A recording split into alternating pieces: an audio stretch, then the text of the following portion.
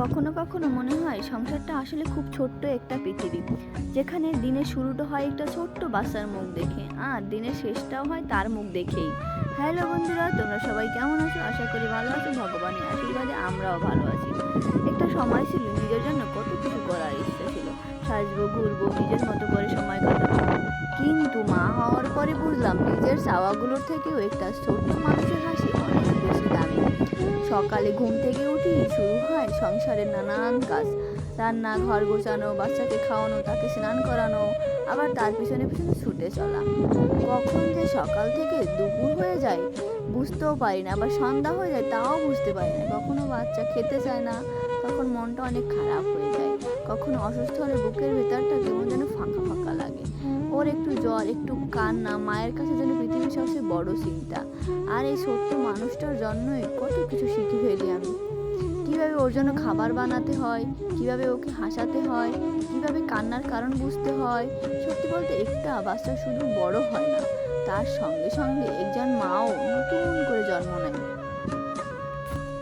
সংসারের সব দিন কিন্তু একরকম যায় না, কখনো খুব ভালো দিন আসে, আবার কখনো এমন দিন আসে তখন মনে হয় আজ আর কিছুই ভালো লাগছে না। কখনো নিজের কাজের মূল্য কেউ বুঝতে চায় না, সারাদিন ঘরের কাজ করেও মনে হয় যেন কিছুই করিনি। কেউ জিজ্ঞেস করে না তুমি ক্লান্ত কিনা, তোমার খাওয়া হয়েছে কিনা, তোমার একটু বিশ্রাম দরকার কিনা। কিন্তু তারপরও বাচ্চারা এসে যখন মায়ের কোলে মাথা রাখে, একটু হাসে, ছোট্ট হাতে মাকে জড়িয়ে ধরে, তখন মনে হয় এই তো আমার সব কিছু। মায়েদের সুখ আসলে অনেক ছোট ছোট ছোট ছোট জিনিসই লুকিয়ে থাকে। বাচ্চা ভালো করে খেলে সুখ, ঘুমিয়ে পড়লে শান্তি, হেসে উঠলে মন ভালো হয়ে যায়। আর মা বলে ডাকলে মনে হয় এই একটা ডাকের কাছে পৃথিবীর সব কষ্টই ছোট।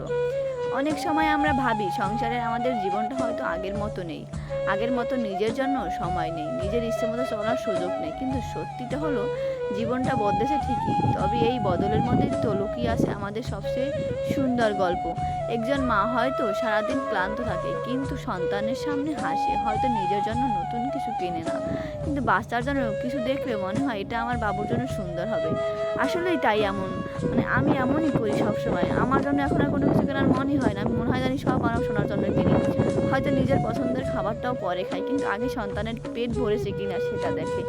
এই যে ছোট্ট ছোট্ট ত্যাগগুলো, এই এই এই ত্যাগগুলোই হয়তো অনেক কিছু। কেউ হয়তো এর হিসাবও রাখে না, রাখবেও না, কিন্তু একজন মা জানে সে তার সন্তানের জন্য কতটা দিয়ে চলছে। এই সংসার জীবনে যদি কখনো মন খারাপ হয়, নিজেকে একটু মনে করিয়ে দেবেন আপনি ব্যর্থ নন, আপনি শুধু ক্লান্ত। আপনি যে প্রতিদিন চেষ্টা করে যাচ্ছেন সেটাই অনেক বড় ব্যাপার। ঘর সবসময় পরিপাটি থাকবে না, প্রতিদিন রান্না নিখুঁত হবে না, বাচ্চা প্রতিদিন সময় মতো খাবে না, সব কিছু সময় মতো আপনার মনের মতো হবে না। তবুও আপনি একজন ভালো মা, কারণ আপনার সন্তানের জন্য আপনার ভালোবাসার কোনো কমতি নেই।